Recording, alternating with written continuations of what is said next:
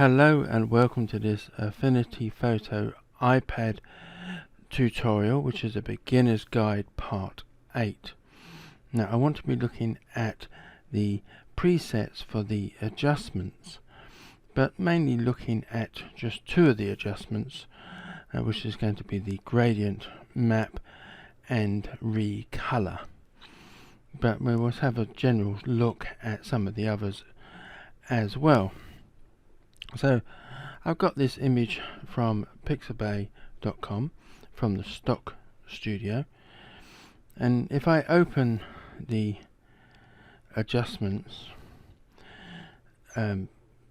menu, now sometimes it doesn't always show this menu like this graphical representation of the menu. It will just be blank. Now I have explained this before, but I will go over it again.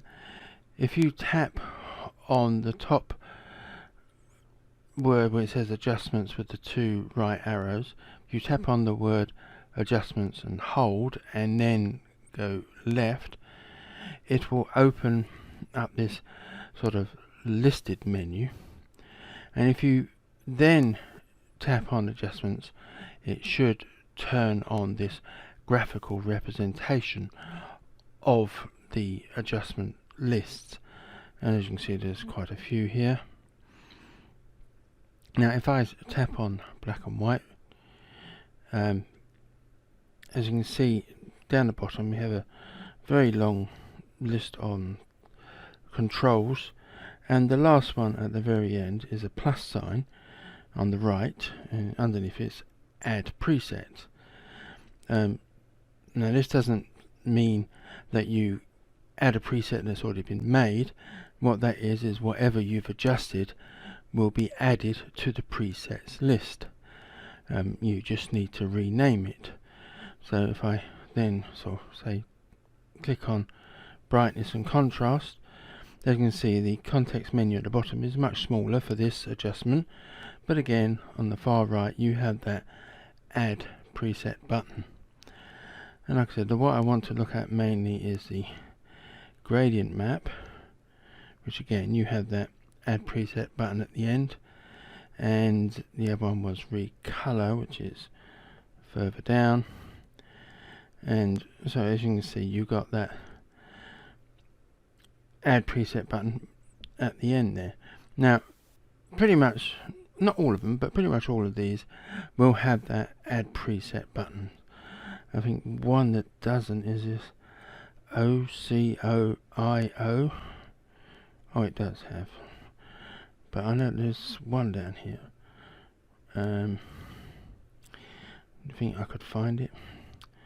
Soft proof, yeah, see, they all seem to have one. So if I come back to the layers menu, as you can see I've added all of those adjustments which I don't want. So let me just delete all of those.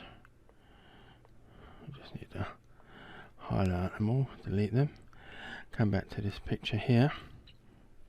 Now the thing is, how do you sort of add the presets that you've made, because there's sort of no sort of obvious, looking at this graphical representation of the list of adjustments, there's no obvious way of getting to the presets.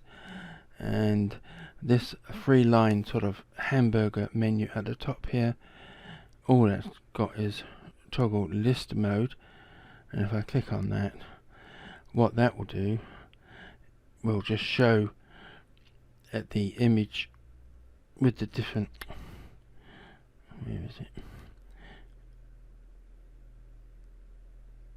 with the different adjustments listed, but using the image that is currently open. So what I need to do is, like I said before, you tap and hold that name adjustment and then swipe left to get this list.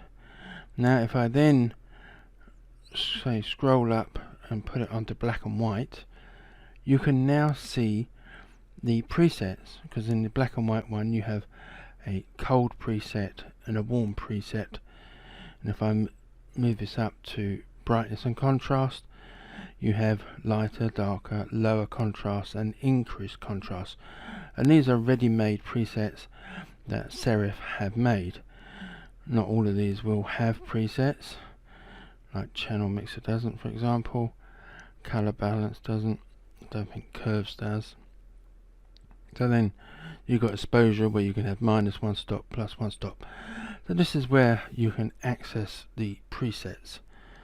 Now, so let's get to the gradient map.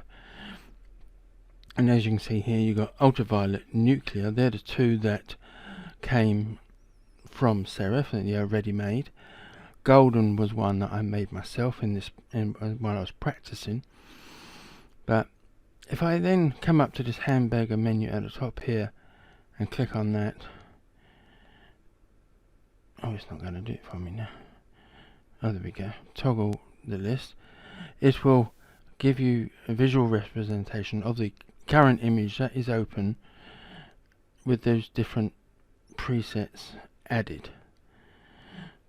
But I will stick to the list version rather than the graphical version. So I'm going to click on nuclear, and I'll then click on in the context menu, the first one on the left, which is the gradient color listing. Now, as I mentioned, we have done gradients before, this sort of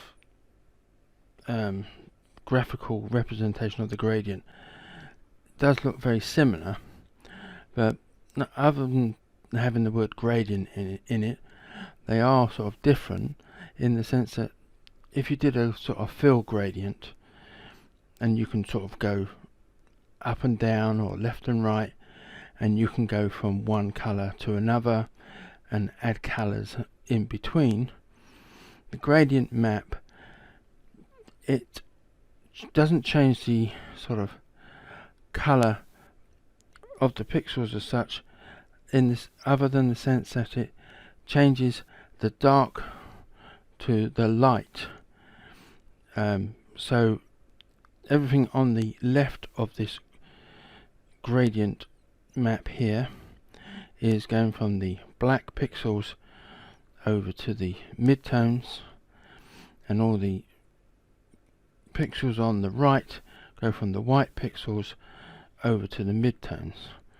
So you can't sort of go in up and down or left and right, it's just affecting the darks and lights. So if I click on the middle node here and delete it, this is now going from red to yellow, and I'm going to click on and make sure that the node on the left is highlighted, and then I'm going to click on the color icon underneath. Now, most people's by default it'll probably be the color wheel. Now I'm going to use hex codes for this, so I'm coming over to the RGB hex slider, and under the very bottom slider here there is a hex number, and I'm going to just click on that number, and I'm going to enter the code 008080 and then OK, and this will make this left hand one a sort of teal color. Now one of the most popular gradients or sort of colorings of pictures is teal and orange, so I'm going to make a gradient that does teal and orange. So now I've got the teal on the left, I'm going to go highlight what is currently the yellow node, and we're going to change this to orange, and the number for this is FFA500, click OK. So then we now have this gradient that goes from teal to orange, so all the darker pixels will be in the blue range and the lighter pixels will be in the orange range. So once I've made this, I can now click the plus sign on the right to add preset, and then I just need to name it. So I'm going to go teal to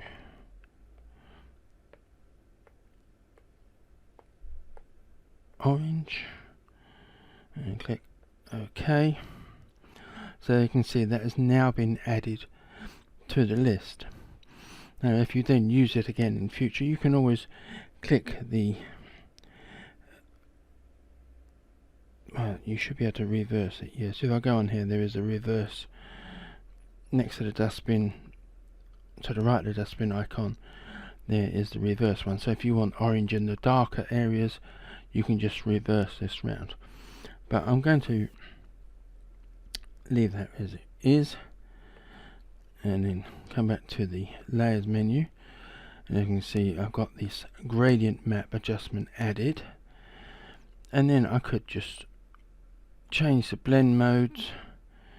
Let's try, hang on, what should we try? Screen maybe? No.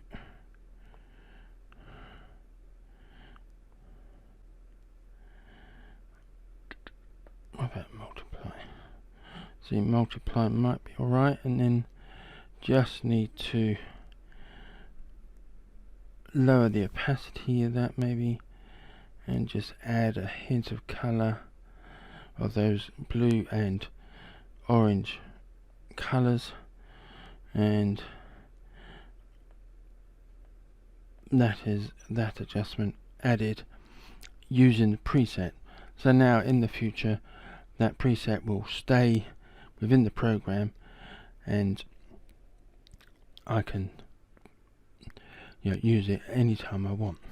What I'm going to do is I'm going to come back to the home page, and I'm going to open this document that I've been working on, because I've been looking at the Recolor adjustment, because as you can see here I've just got a solid colour on the background and this Recolor adjustment here. Now I'm going to show a image from the PC version of Affinity Photo, and it is of the Recolor settings for the PC and the Mac. And as you can see, they have sort of a slider system where you can pick the hue that you want, and you get a pretty good representation of the colours. So if you know you want orange, you can just slide it to the orange hue, or if you want green, you can slide it to the green, and the dark blue and the reds, etc. Now that works pretty well on the PC, but if we come back to the iPad version, you get in the context menu at the bottom, you can see the hue. You get like all of these, you just get a circle and it's got 00 in it, and 00 is like the preset red colour, but it's very difficult to know where the colours are. I mean, because unlike the PC version where if I know I want green, I can just move the slider or click on the green to move the slider. With this iPad version, it is very difficult, especially with such a small control circle. I mean, even with the pen, I find it very hard to sort of work out where I'm moving this to, and if I was using my fingers it would be even harder. Now obviously I can click on this to open up a number pad, and I could type in a number, but that's all well and good if you know what the number for blue is or for green, because this circle will obviously go from 0, which is where it starts off at, and goes round to 360. Now, I have been, let me open up this, I've been working on the Recolor presets, and I've been dialing in, sort of using that number pad. I started off on 0 and I put that 0 equals red, and I've been given these names which make sense to me. You can pick your own names. It is very time consuming because you got to go, especially if I've been going up in steps of 10, you know, so like 70 is a bright yellowy colour, 90 is a lime green colour, and I can see, as you can see, I've got loads of them here. 270 is a light purple colour, and I've gone up to 340, so the next one after that would be 350, which is almost getting back to the original salmony colour, or that is 0, because next one would be 360, and that is pretty much the same as 0 because it's just going back to where it is. So I'm just going to add this one in, which will be the last one, so that's 350 equals, and yeah, I don't know quite what to call this one now. I'm just going to call it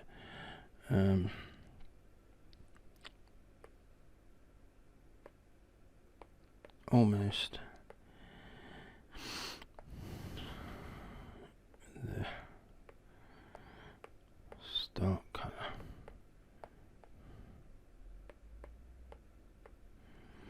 And then click OK. It's not how you spell colour.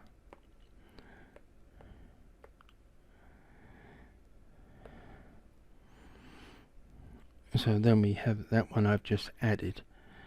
So if I go back to 0, which would have been the start colour, and then all the way down to 350.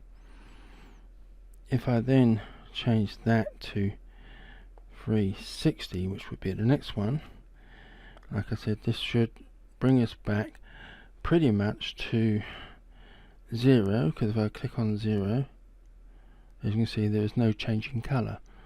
So I'm not going to bother making an entry for 360 because 360 is the same as 0. Now obviously you don't need to do this, but this is just for me personally, as I can't work out using the hue adjustment in the context menu what the colours are going to be. So at least this way I know that if I want a bluey colour, that I can look on here and find, say, like a cyan. I know that cyan is roughly, why isn't this changing? Have I come off of the adjustment?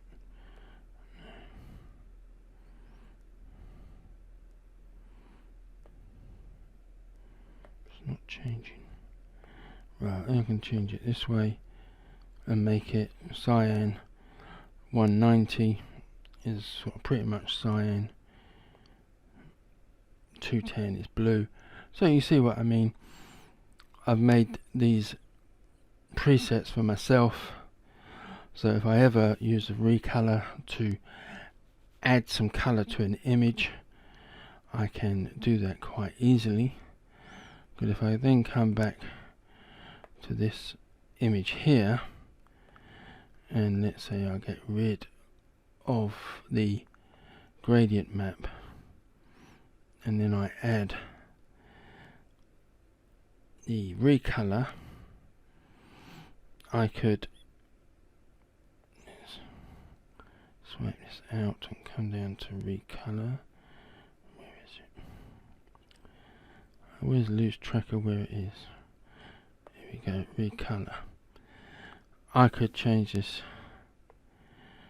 to a yellow or green, and I could quite easily find the colours that I want.